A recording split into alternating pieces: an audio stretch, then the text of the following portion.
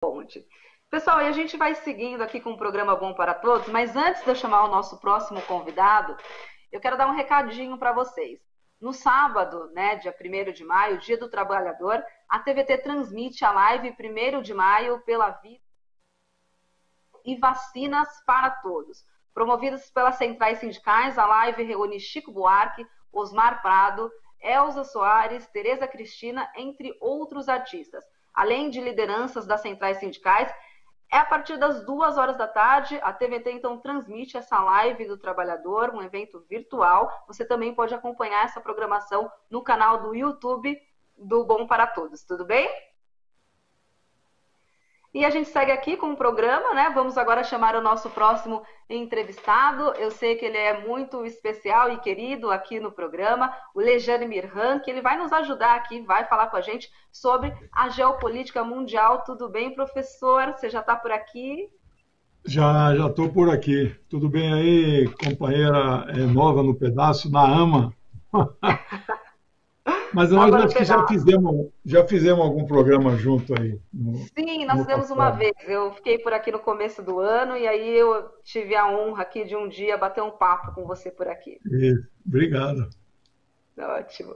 Professor, então para a gente começar, vamos falar sobre os Estados Unidos, porque na próxima sexta-feira Joe Biden completa seus primeiros 100 dias no comando do país.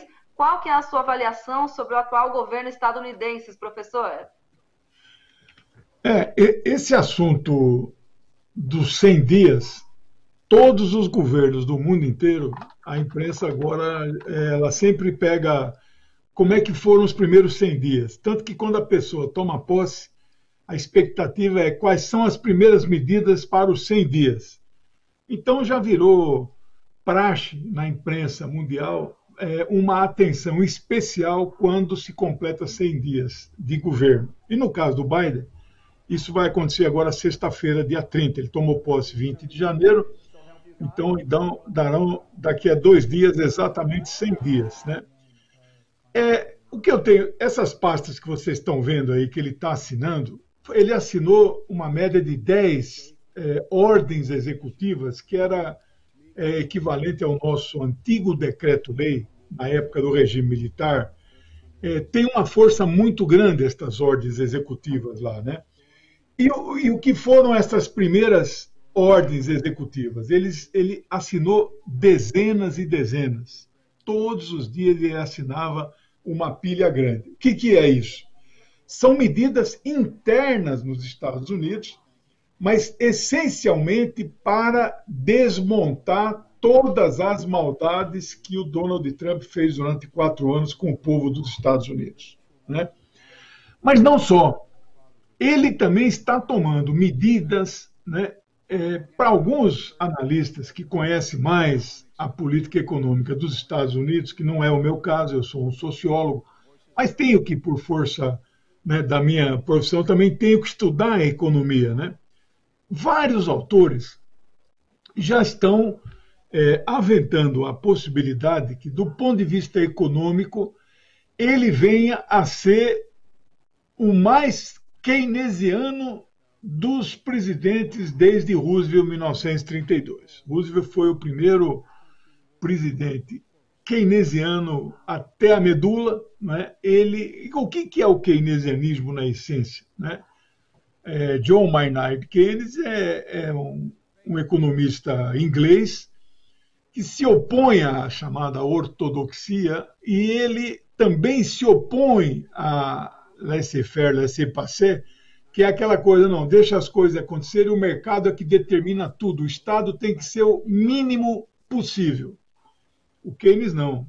O Estado tem um papel fundamental como indutor da economia. Então, esse é o keynesianismo. E o Roosevelt, até agora, tinha sido o mais keynesiano de todos eles. Não tem nem para Clinton, nem para Kennedy, nem para Carter, que são democratas que marcaram mais a história nesse período. Né? E aí tudo indica que o Joe Biden ele vai ser mais keynesiano que o próprio Roosevelt. Isso porque, em 100 dias, entre o pacote de ajuda financeira que ele aprovou logo depois que tomou posse, mais um que ele aprovou há 2 semanas, somado tudo isso, ele aprovou em 100 dias uma ajuda para a economia dos Estados Unidos de 7 trilhões de dólares. É um dinheiro, assim, uma quantidade equivalente a quase 40 trilhões de reais. Nós não temos ideia do que é 1 milhão de reais, 1 bilhão de reais, imagina 40 trilhões de reais. São 10 PIBs do Brasil, né? É uma dinheirama que nós não temos ideia. E isso está surpreendendo os economistas neoliberais, né, que são contra dar 1 centavo que seja para injetar na economia. Então, ele está fazendo isso, está ajudando, quando ele injeta esse dinheiro, e uma parte desse dinheiro vai para os mais pobres. Lembremos que ele, logo que tomou posse, o primeiro 2 trilhões era um cheque de 1.400 dólares nominal a cada pessoa de uma certa, né, camada. Atingiu, assim, 70% dos trabalhadores dos Estados Unidos. Já pensou se receber um cheque na sua casa? Hoje, 1.400 dólares é mais ou menos 7.500 reais. É um cheque único, não é? Agora aqui são 4 parcelas de 150 reais, né? Lá é um cheque único de 7.500. Em nome, assinado Joe Biden, em nome da pessoa, nominal a pessoa, né? Agora, esse último pacote, ele tem uma previsão de arrecadar mais impostos dos mais ricos e das grandes empresas para transferir esta renda para ajudar os mais pobres. Isto é keynesianismo. Isto não é socialismo. Socialismo é outra coisa. Isto é um capitalismo com uma visão mais social.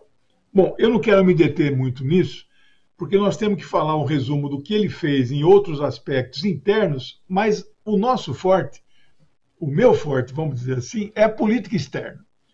Então, internamente, ele está fazendo um governo positivo. Então, até onde alcança a minha leitura, ele está fazendo um governo progressista para o povo dos Estados Unidos. Lembrando que o presidente dos Estados Unidos ele tem um duplo papel. O papel de presidir os Estados Unidos e cuidar bem do seu povo. O segundo, nem todos cuidam bem, né? O segundo papel, ele é chefe de um império. Um império que faz de tudo na política externa para continuar sendo hegemônico no mundo, que já não é mais possível, né? Eles estão perdendo espaço para a China e para a Rússia. O Brasil e a Índia, que eram polos, hoje são governados por partidos de extrema-direita, presidentes de extrema-direita, e aí saíram do cenário político. Mas a Rússia e a China são grandes polos, né? Então, ele tem um duplo papel. Então, ele pode ser um presidente que toma atitudes boas para o povo dos Estados Unidos, mas pode ser um presidente externo horrível que vai fazer guerra, que vai tensionar com a China e com a Rússia. Então, eu quero falar rápido da questão interna. Ele, internamente, melhorou a questão da saúde nos Estados Unidos. Ele vacinou 200 milhões de pessoas. As mortes nos Estados Unidos caíram quase a 0, né? Porque tem distanciamento social, tem recomendação do uso de máscara, tem não sei o quê, que o Trump não fazia isso, né?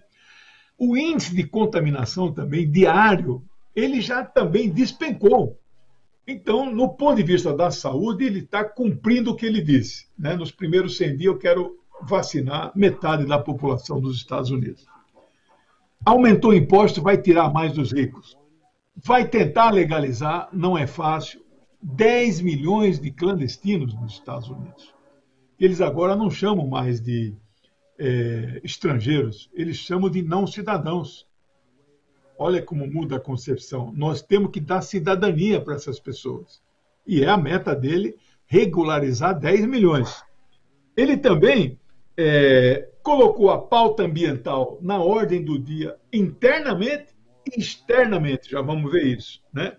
E está fazendo uma reforma judicial e carcerária. Pra você ter uma ideia, ele está estatizando os presídios. Os presídios lá são terceirizados. A iniciativa privada, o Estado paga X ao dia por preso. Então, quanto mais preso, mais as empresas ganham. Ele estatizou tudo, ele rompeu os contratos de terceirização. Eu acho isso positivo. Mas o problema não está interno, o problema está externo. Eu tenho que registrar 3 aspectos positivos na política externa, né? O primeiro é a volta para a Conferência do Clima, da chamada Conferência de Paris, que é a COP21. O Trump tinha saído, ele voltou. Isto é muito positivo. E semana passada convocou uma Conferência do Clima, não é uma conferência da ONU, mas chamou 40 países, o Brasil estava entre esses, e fez lá o seu discurso, colocou as suas metas, suas propostas, né? Segundo aspecto positivo, ele ordenou a retirada das tropas a partir de sábado, 1º de maio, até setembro vão ser concluídas, todos os soldados dos Estados Unidos no Afeganistão e no Iraque voltarão para casa. Isto é positivo, que era um clamor dos povos, né? Tanto do Iraque como do Afeganistão. E o terceiro, que foi muito surpreendente, sábado agora, 24 de abril, foi lembrado o 106º, 106 anos, do que ficou conhecido como genocídio armênio. Eu digo que não é um genocídio armênio, eu prefiro usar o termo genocídio cristão, porque matou-se armênios, assírios e gregos ortodoxos. 3 milhões de pessoas foram mortas. Exatamente, não foi no dia 24 de abril de 1915. A matança começou no final do século XIX e foi até 1923. Neste período, 3 milhões de vidas humanas foram tiradas. Apenas 30 países no mundo, na AMA, reconhecem o genocídio armênio. A Turquia não aceita que ninguém reconheça. E aí, para surpresa minha e de todo mundo, ele, como um cristão, ele é um cristão católico. Dos 46 presidentes, só ele e o Kennedy são católicos. Os outros 44 são protestantes, né? Sobre o papado de Francisco, e o Papa Francisco reconhece o genocídio, a Igreja Católica reconhece o genocídio, porque as perseguições eram aos cristãos em geral, né? E eu fiquei surpreso.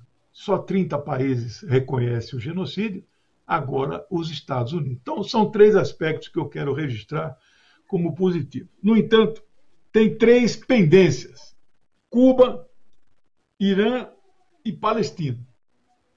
Ele não disse ainda se vai voltar ao que Obama deixou sobre Cuba, porque o Trump botou tudo para trás. Eu espero que sim. Ele não disse se vai voltar ao acordo do Irã, né, que o Obama assinou quando ele era vice, e o Trump saiu. Eu acho que ele vai voltar, mas não voltou ainda. Então, é o que eu chamo de pendência. E a terceira questão é a questão palestina, que é a causa mais importante na humanidade hoje. E finalizo um resumo, né, em 5, 7 minutos, falar sobre 100 dias do... Tem 2 problemas que não estão resolvidos, e são problemas graves. Geram tensão no mundo, né? O primeiro problema é que ele continua governando externamente com a política de sanções econômicas. Ele usa o poder do império, o poder econômico e militar dos Estados Unidos para impor sanções aos países. Não dá mais para fazer isso.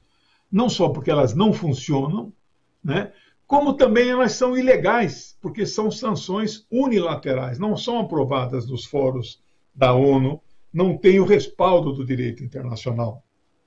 E o segundo aspecto, ele decidiu manter o emparedamento, o enfrentamento da Rússia e da China.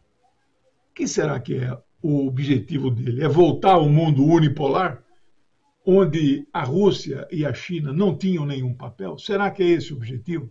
Se for, está muito ruim. Então, estes 2 problemas finais acabam ofuscando um ou outro aspectos que existe positivo e nós sempre temos que registrar.